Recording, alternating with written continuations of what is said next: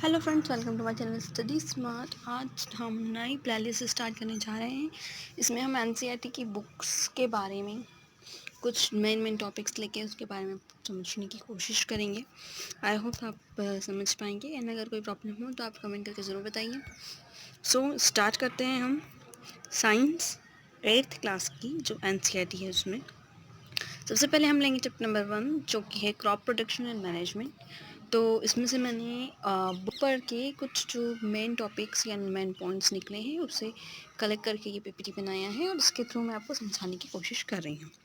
सो सबसे पहले है कि फूड प्रोवाइड करने के लिए जैसे जैसे पॉपुलेशन ग्रोथ हो रही है वैसे वैसे प्रोडक्शन जो है फूड का वो बढ़ाने की ज़रूरत पड़ रही है, और इसी के लिए हमें नए नए एग्रीकल्चर प्रैक्टिसेस भी अडॉप्ट करने पड़ रहे हैं ताकि हम ज़्यादा से ज़्यादा फूड का प्रोडक्शन कर सकें, ताकि जो पॉपुलेशन है सभी को फूड आराम से मिल पाए। अब अगर सभी एक जगह पर एक ही जैसे अगर बहुत सारे हम पौधे लगाएंगे तो इसी को हम कहते हैं क्रॉप।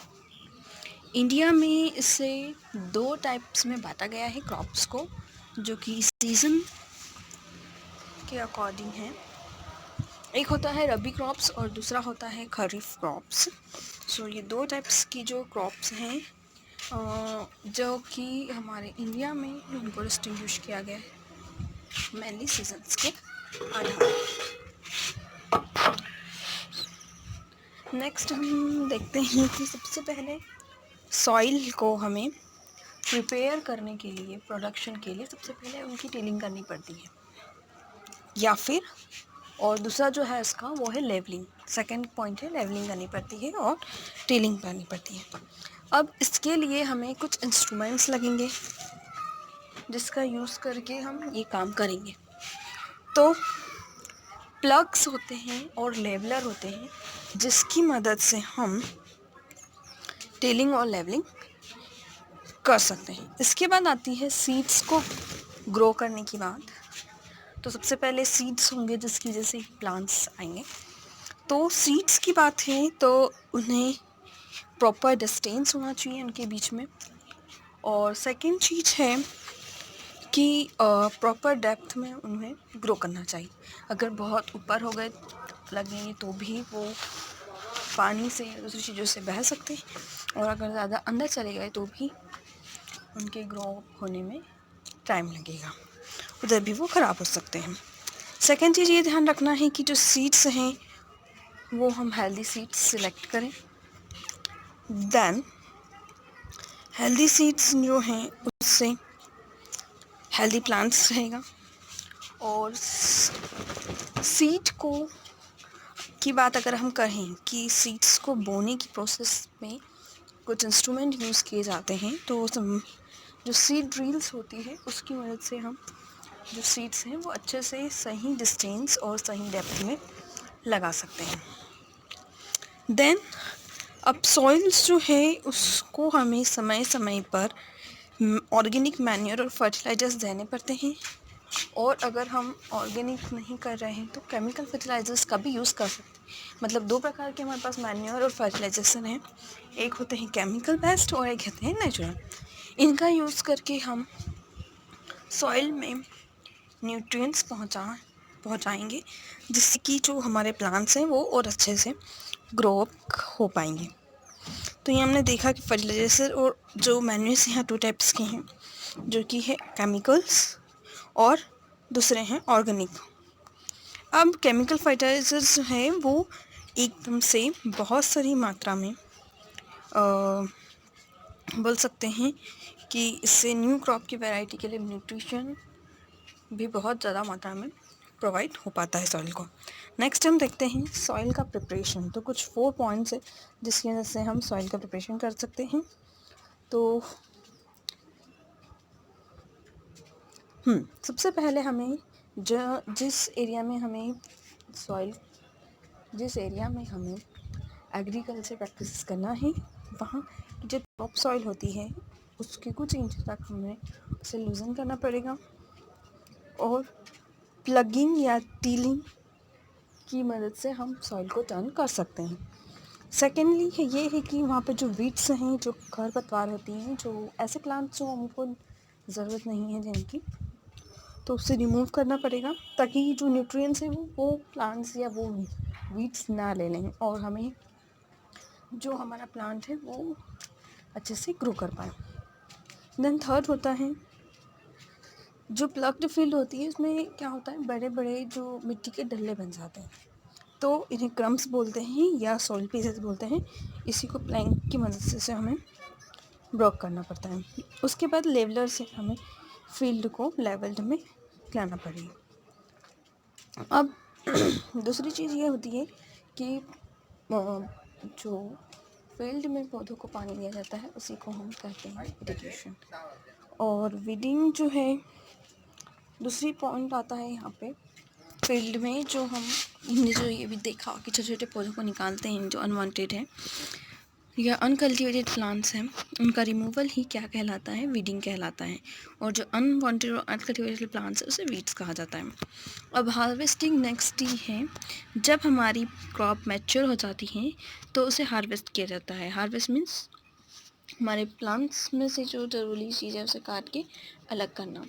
तो ये दो प्रकार से होता है, मैनुअली भी होता है और मशीन्स के द्वारा भी किया जाता है।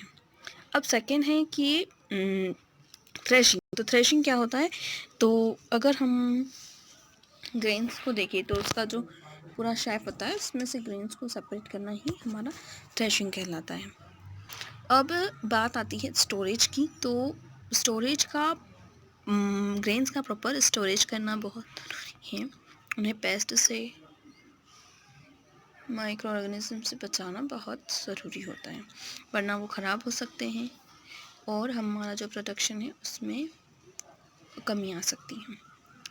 अब नेक्स्ट हम देखते हैं कि कुछ फूड जो हैं वो हमें एनिमल से भी प्राप्त होते हैं, ठीक है, और इसी के लिए हम एनिमल्स को पालते हैं और इसी प्रोसेस हम बोलते हैं एनिमल हस्बेंड्री। वहीं हमने फर्टिलाइजर्स देखे थे, तो फर्टिलाइजर्स एक्चुअली में होते क्या हैं वो हम देखेंगे। तो जो इनऑर्गेनिक कंपाउंड हैं जिसकी मदद से हम जो न्यूट्रिएंट्स हैं वो सॉइल में दे पाते हैं सॉइल को, उसी को हम फर्टिलाइजर्स कहते हैं। अब कौन कौन से न्यूट्रिएंट्स, नाइट्रोजन हुआ, पोटेशियम हुआ, फास्फोरस हुआ, तो ये सारे न्यूट्रिएंट्स सॉइल को प्रोवाइड कराना कंपाउंड्स की मदद से, उसी को हम फर्टिलाइजर कहते हैं। अब इन्हें फैक्ट्रीज बनाया जाता है और कुछ उसके एग्जांपल है यूरिया, अमोनियम सल्फेट, पोटाश।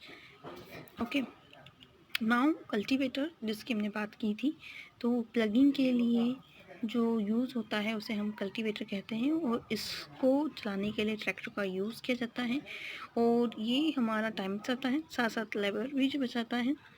तो नेक्स्ट होती है हो, इसका यूज़ करते हैं हम सॉइल को लूजन करने में और जो वीड्स हैं, जो हमारे खरपतवार लगे हुए हैं या जो अनवांटेड प्लांट्स हैं, इनको रिमूव करने में ये मदद करता है। देन है इरिगेशन।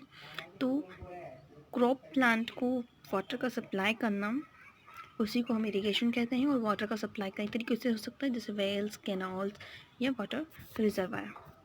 अब होती है इरिगेशन, तो हमने देखा मेथड्स उसकी देखते हैं। तो पहली है ट्रेडिशनल मेथड जिसमें मोट, चेन पंप, ढेकी, राहत ये सब यूज़ करते हैं। वहीं मॉडर्न मेथड जो है वो स्प्रिंकलर सिस्टम और ड्रिप सिस्टम।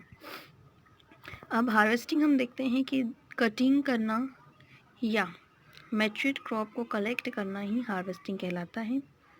और हार्वेस्टिंग मैनुअली होता है सिकल से या मशीन के द्वारा होता है और मशीन को हम हार्वेस्टर कहते हैं। स्टोरेज के लिए जो हार्वेस्टेड फूड ग्रेन से उसे ज़्यादा मॉइस्चर होता है फूड ग्रेन्स में, तो उसको स्टोर करके रखना ज़रूरी है ताकि जो मॉइस्चर है वो उसकी वजह से वो ख़राब ना हो जाए। अब जो लार्ज अमाउंट में अगर हम स्टोरेज करते हैं ग्रेन का, तो वो सिलोज या ग्रैंडरीज में होते हैं जहाँ पे वो पेस्ट, राइट, इंसेक्ट्स इनसे वो बचा सकते हैं। और फार्मर्स जो हैं वो जनरली या तो मेटलिक बीन्स में या जूट बैग्स में अपना जितना भी ग्रैंडरीज हैं, ग्रेन्स हैं, उनको स्टोर करके रखते हैं। वहीं बात आती है मैन्योर की। तो मैन्योर जो है वो नेचुरल सब्सटेंस है जो कि प्लांट्स या एनिमल वेस्ट से बनता है। तो जैसे काउ डंग हुआ, एनिमल बोन्स हुआ, डेड लीव्स हुआ, डेड इंसेक्ट्स हुआ या वेजिटेबल वेस्ट हुआ है, इसकी मदद से ही इसे बनाया जाता है। और ये नेचुरल तरीके से बनता है, मतलब माइक्रोब्स जो होते हैं, माइक्रो ऑर्गेनिज्म, उनकी मदद से ही इसे बनाया जाता है। So thanks for watching my video. अगर आपको चैप्टर नंबर 1 एक्ट का समझ में आया हो तो मुझे कमेंट करता है, और अगर कुछ प्रॉब्लम आती है तो आप वो भी मुझे बताएं, और मैं आपकी प्रॉब्लम को नेक्स्ट वीडियो में सॉल्व करने की कोशिश करूँगी। So thank you for now, bye bye. वहीं आपको जो नोट्स हैं इसका पीडीएफ और बुक का पीडीएफ आपको टेलीग्राम पे मिल जाएगा, और भी बहुत सारे पीडीएफ आपको मिल जाएंगे। तो you can visit my Telegram for PDF. मैं पीडीएफ वीडियो के बाद पीडीएफ भी डाल दूँगी, तो उसके नीचे लिंक भी शेयर कर दूँगी आपको। Thank you for now, bye bye.